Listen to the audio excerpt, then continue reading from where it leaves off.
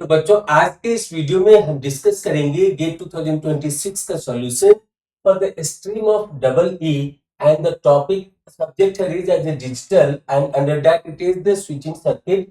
तो यहाँ पे ये क्वेश्चन पूछा गया है as a MCQ type of the question for 2 marks. इसका मतलब है कि 4 में से एक ऑप्शन सही होगा। तो पहले क्वेश्चन को समझते हैं। तो क्वेश्चन क्या करें, the MOSFET switches shown in the circuit are ideal, full stop. Which of the following is the correct option for Boolean logical expression of the output out and the maximum possible power consumed by the circuit question mark? Option A में दिया हुआ है out is equal to AB plus C bar and their whole bar and power is equal to 5 milliwatt। फिर option B में है out is equal to A plus B into C bar और उसका overall bar and P is equal to 5 milliwatt। फिर option C में है out is equal to A B C bar and their overall bar plus C bar and P is equal to 7.5 milliwatt. Option D में है out is equal to A B bar into C and P is equal to 7.5 milliwatt. और ये यहाँ पे switching circuit दिया हुआ है। तो बच्चों जैसा कि हम जानते हैं यहाँ क्वेश्चन में ही दिया हुआ है, ये आइडियल स्विच की तरह काम करता है। मतलब कि ये सिर्फ ऑन ऑफ स्टेट में काम करेगा, स्विच की तरह काम करेगा। तो यहाँ पे सबसे पहले हम लोग इसके डिटेल में जाने से पहले हम आपको एक मॉसफेट का ऑपरेशन बताते हैं, फिर दो मॉसफेट का ऑपरेशन बताएंगे, फिर उसके बाद मल्टीपल मॉसफेट का आप खुद वहां पे आंसर कर पाएंगे और फिर साथ में पावर कितना कंज्यूम हो रहा है वह भी आपको निकालना सिखाएंगे। तो बने रहिए वीडियो में। तो चलते हैं आगे। तो सबसे पहले हम लोग देखते हैं कि एक सिंगल मॉसफेट, ये एनमॉस ट्रांजिस्टर यहाँ पे दिया हुआ सर्किट में, तो एक single MOSFET transistor NMOS transistor कैसे काम करता है उसको पहले समझते हैं। तो यहाँ पे ये मान लीजिए कि सिंगल हमारा एनमॉस ट्रांजिस्टर है और यहाँ पे ये पावर सप्लाई है plus VDD is equal two plus 5 volt. ये यहाँ पे R है, यहाँ पे ये इसका गेट है। तो this is their gate terminal through which we are giving the input और यहाँ पे ये ग्राउंड है। तो ये हमारा एनमॉस ट्रांजिस्टर है। आप देखिए यहाँ पे कि कैसे ये काम करेगा। तो इसका एक थ्रेशोल्ड वोल्टेज भी होता है, वो आपको पता भी होगा कि अगर हम लोग यहाँ पे इनपुट गेट पे अगर 0 देते हैं तो क्या होगा और 1 देते हैं तो हमारा आउटपुट में क्या मिलेगा। तो जैसा कि यहाँ पे दे रहे हैं कि G is equal to 0 volt. अगर हमने इस मॉसफेट के ऊपर 0 वोल्ट दिया, इसका मतलब है कि ये थ्रेशोल्ड वोल्टेज से कम है और ये ट्रांजिस्टर क्या हो जाएगा उस समय में, जब ये 0 वोल्ट होगा तो ट्रांजिस्टर ऑफ स्टेट में होगा और उस समय में ये हाई इंपेडेंस की तरफ ट्रीट होगा, मतलब कि ओपन सर्किट ट्रीट होगा। तो उस समय में इस आर के थ्रू कोई भी करंट पास नहीं होगा, जिस कारण से इस आर के क्रॉस कोई भी वोल्टेज ड्रॉप नहीं होगा। तो क्या होगा, तो यहाँ पे V आउट में हमको ये VCC मिल जाएगा, VDD मिल जाएगा plus 5 volt which is treated here as a logic 1। Logic 1। तो अब यहां पर देखते हैं कि अगर हम लोग गेट में 1 वोल्ट दिए तो क्या हो, 1 means logic 1 means it is having 5 volt. So 5 volt it is greater than threshold voltage. It is saying that this transistor will be in the on state and under the on state this drain to source resistance offered is minimum or ideally it can say it as a 0। तो इसका मतलब है कि ये short circuit की तरह behave करेगा और जो यहाँ पे ग्राउंड से कनेक्टेड है तो यहाँ पे यही 0 वोल्ट अपीयर होगा। So as a 0 volt it will appear here and this will be called here as a logic 0।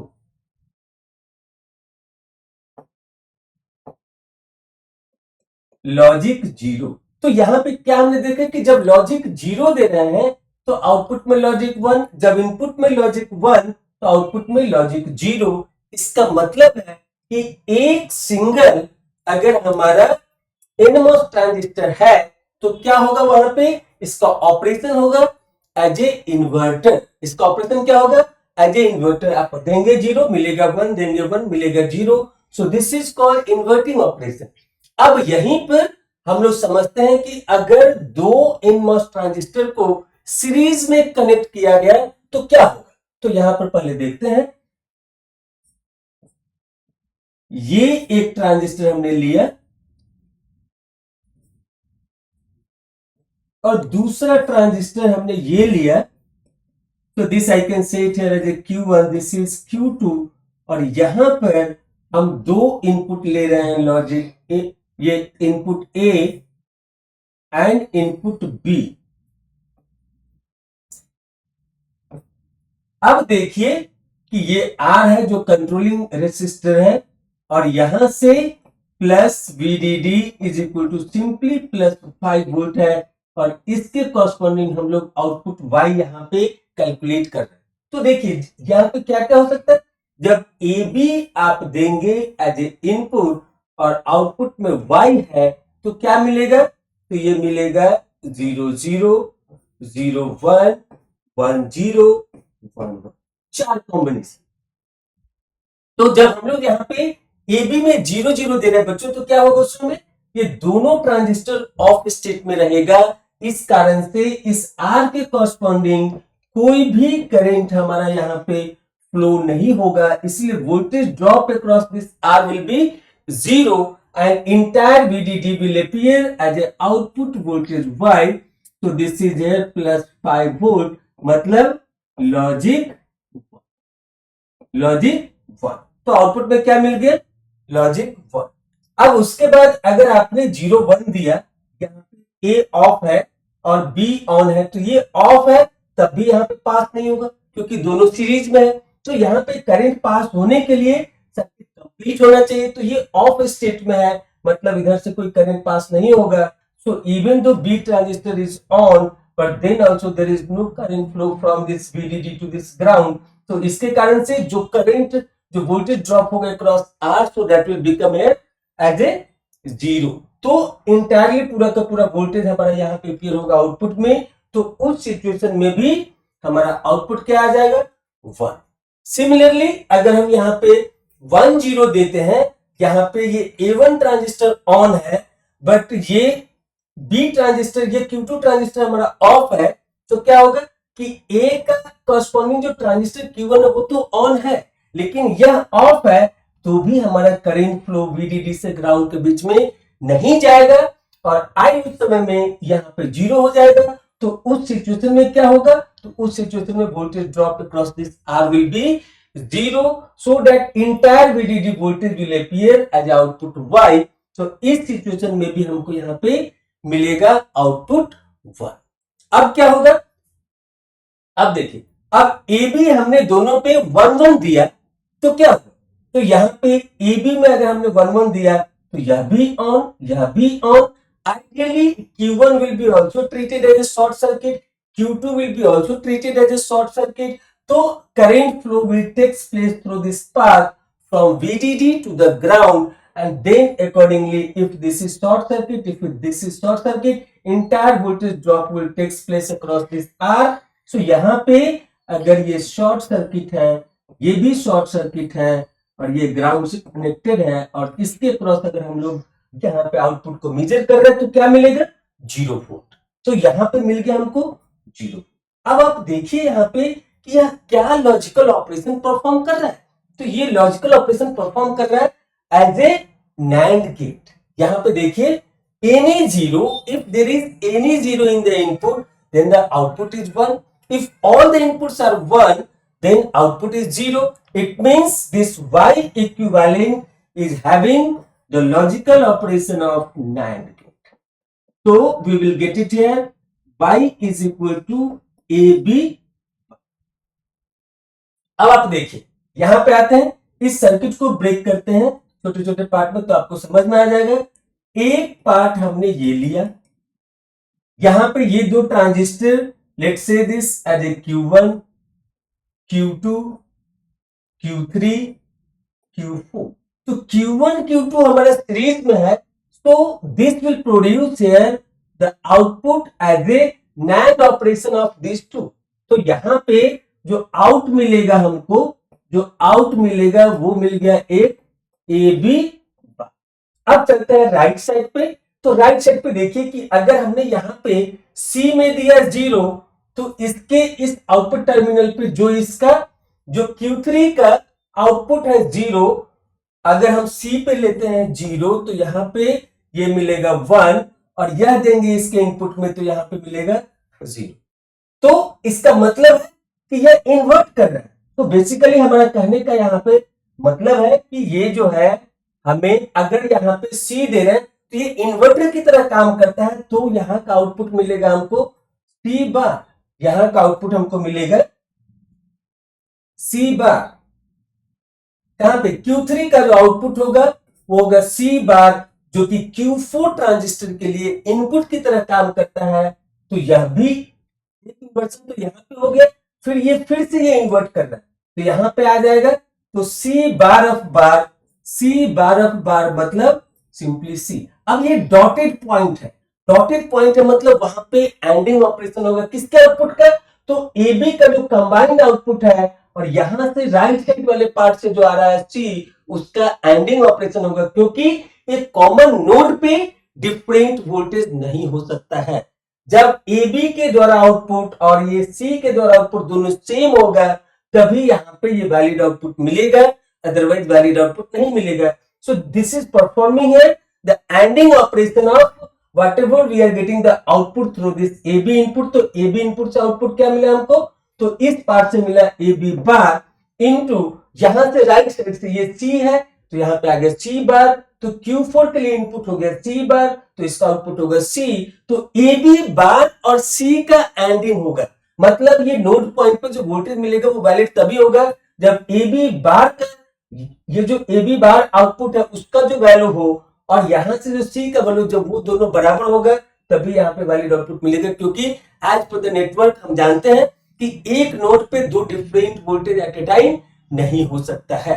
तो यही कारण है कि यहाँ पे ये ए बी बार और एंडिंग ऑपरेशन विद सी, तो यहाँ पे मिल गया A B bar with C, that is their output, that is their output. अब चलते हैं हम लोग पावर भी निकालना है। तो पावर निकालने के लिए हम जानते हैं कि पावर निकालने के लिए क्या हमको फाइंड आउट करना होगा, जैसे कि हम जानते हैं कि P is equal to B into I. Question में दिया हुआ है, क्वेश्चन में यहां पे दिया P is equal to B into I. हमको देखिए पावर, ये वोल्टेज दिया हुआ input voltage 5 volt, input voltage दिया हुआ 5 वोल्ट। हम यहां से इस सर्किट का मैक्सिमम, तो 5 वोल्ट इनपुट वोल्टेज तो चेंज नहीं होगा, तो क्या चेंज होगा, तो हमको निकालना है maximum possible power consumed by the circuit. तो क्या होगा, तो यहाँ पे इस सर्किट के द्वारा हम जब मैक्सिमम करंट के वैल्यू को फाइंड आउट कर लेंगे और उसको इस वोल्टेज से मल्टीप्लाई कर देंगे, तो हमको क्या मिल जाएगा, मैक्सिमम पावर मिल जाएगा। तो यह सर्किट कितना मैक्सिमम करंट कंज्यूम करेगा वो हम लोग देखेंगे, और उस करंट को इस वोल्टेज के साथ मल्टीप्लाई कर देंगे तो हमको पावर मिल जाए। तो यहां से अब ऑप्शन के अकॉर्डिंगली पावर निकालना जरूरी नहीं, क्योंकि ए बी बार इंटू सी आपको मिल गया, यहीं पे मिल गया, और ये चीज दूसरे ऑप्शन में नहीं है, दूसरे ऑप्शन में नहीं है, ए बी बार इंटू सी किसी भी और ऑप्शन में नहीं। तो आंसर तो आपको मिल गया, लेकिन हमें पावर निकालना भी आना चाहिए, क्योंकि हो सकता है आने वाले गेट एग्जाम में ये दो ऑप्शन का वैल्यू फर्स्ट पार्ट सेम कर दे और फिर यहाँ पे ये डिफरेंट कर दे, तो फिर आप वहां पे फंस सकते हैं। इसीलिए हमें पावर भी निकालने आना चाहिए। तो कैसे निकालेंगे, तो यहाँ पे हम मानते हैं कि इधर से जो 5 किलो ओम का है, इधर से करंट फ्लो हो रहा है I1 और इधर से करंट फ्लो हो रहा है I। तो यहाँ पे I is equal to total जो करंट होगा बिकॉज ऑफ दिस I, तो यहाँ पे जो टोटल करंट होगा I is equal to I1 plus I2। किस सिचुएशन में इधर से करंट फ्लो होगा, जब यह ट्रांजिस्टर ऑन होगा, मतलब C का वैल्यू जब 1 होगा तो Q3 ट्रांजिस्टर ऑन होगा और करंट इधर से फ्लो होगा, और जब ये C का वैल्यू 1 होगा तो उस समय में यहां का वैल्यू 0 हो जाएगा और ये Q4 ट्रांजिस्टर ऑफ हो जाएगा।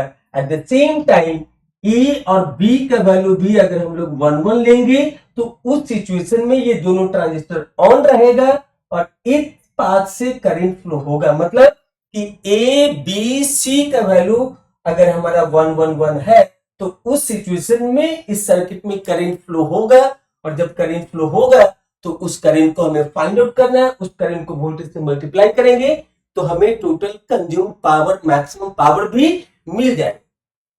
तो क्या होगा, तो यहां से देखिए ये I1 is equal to 1,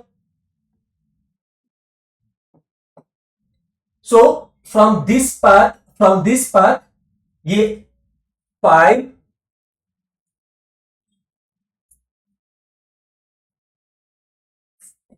minus 0 divide by 5K plus, जब इस पाथ से कंडक्टिंग होगा तो I2 का वैल्यू क्या हो जाएगा, तो ये हो जाएगा 5 माइनस 0 डिवाइड बाई 10K। तो यहां से अब हमें मिल गया किस सिचुएशन में कंडक्ट होगा, ये पाथ में, तो जब ये दोनों 1 1 रहेगा, ए और बी का वैल्यू 1 1 रहेगा, तो ये दोनों ट्रांजिस्टर ऑन होगा और इस पाथ से I1 फ्लो होगा। फिर इधर से जब C इज इक्वल टू 1 होगा तो इस पाथ से फ्लो होगा और उस सिचुएशन में Q4 हमारा ऑफ स्टेट में रहेगा। तो अब हमको मिल जाएगा यहां से ये I का वैल्यू क्या हो जाएगा, तो यहाँ पे 5/5 इज इक्वल टू 1, और किलो जब ऊपर जाएगा तो मिली हो जाएगा, और करंट का यूनिट होता है एम्पियर, तो ये हो जाएगा milliampere. Similarly 5/10, so 1/2 it means 0.5 और K के बदले हो जाएगा मिली, तो यहाँ पे हो जाएगा milliampere, so we will get it here as 1.5 milliampere. So this is the maximum current passing through this under this situation when ABC is equal to, when this ABC is equal to 111। Minimum तो क्या होगा, जब ये भी of है, ये भी of है, ये भी ऑफ है, तो उस समय में आप निकाल सकते हैं, तो उस समय में ये फिर Q4 हमारा ऑन रहेगा। तो यहां पे मैं मैक्सिमम पूछा, मैं उस पर फोकस करना है। So we got it here I backs is equal to 1.5 milliampere. तो अब आप इसको यहां पे रख दीजिए, क्या हो जाएगा, तो V हमारा दिया हुआ है 5 वोल्ट इंटू I है हमारा 1.5 milliampere, so volt into ampere is equal to watt, and 5 into 1.5, this will become 7.5. Milli is already there, so milliwatt. So we got it here. P is equal to, we got it here, P is equal to 7.5 milliwatt. So I hope you understood the operation. तो जो भी, अगर आपको कई बच्चों को figure देख के बड़ा लगता है, कह रहे ये कैसे बनेगा, तो यहाँ पे इसको जब आप छोटे छोटे पार्ट में तोड़ के समझते हैं तो आपके लिए आसान हो जाता है। एग्जाम में इतना करने की जरूरत नहीं है, वहां पे यहाँ मैं आपको सिखा रहा हूँ, इसीलिए पहले एक ट्रांजिस्टर लिया, फिर 2 ट्रांजिस्टर लिया। जब इन दोनों के ऑपरेशन आप समझ गए तो यहाँ पे इसको कोरिलेट करना आसान हो गया। जब ये कोरिलेशन समझ गए, फिर यहाँ पे इसके ऑपरेशन को समझ गए, तो यहाँ पे करंट के कंपोनेंट को निकालना आसान हो गया। जब दोनों चीज आ गया तो यहाँ पे फिर भी दिया हुआ, तो यहाँ पे पावर आप पावर निकाल लिया और इसका जो लॉजिकल आंसर है वो यहाँ पे आ गया। तो इस तरीके से हमें जो इसका आंसर मिला वो P is equal to 7.5 milliwatt जो यहाँ पे दिया हुआ है। ये तो 2 ऑप्शन में है, बट यहाँ पे ये पार्ट डिफर कर रहा है। So the right answer for this out is AB bar into C। So by this way option D is the right answer for this question. अगर आपने पहले से पढ़ के रखा है इसका ऑपरेशन, अगर आपको पता है कि यहाँ से जब दोनों सीरीज में होते हैं तो उसका NAND ऑपरेशन होता है और ये इन्वर्टर की तरह काम करता है, फिर ये डबल इन्वर्ट कर दिया तो वहां पे सेम आउटपुट आ गया। तो AB बार इंटू C तो आपको पता ही चल गया, यहाँ ऑप्शन में दिया हुआ हो गया, पावर निकालने का जरूरत भी नहीं, क्योंकि ये जो फर्स्ट पार्ट है वो ये यूनिक है, ये किसी और से मैच नहीं कर रहा है। तो ये अगर आपका सही है तो हो गया, लेकिन आपको सिखाने के लिए पावर भी निकालना हमने आपको समझाया, तो वह भी जानना जरूरी है, क्योंकि जब सीखे रहेंगे ऐसा क्वेश्चन फ्यूचर में पूछेगा तो आप आसानी से बना सकते हैं। कॉन्सेप्ट भी आपका धीरे धीरे करके स्ट्रांग हो जाएगा और इस तरीके से कॉन्फिडेंट वे में आप आंसर कर पाएंगे। So I hope you enjoyed this analysis and the solution of this problem. Thank you very much for watching this video. फिर मिलेंगे अगले वीडियो में अगले क्वेश्चन के सॉल्यूशन के साथ। Thank you.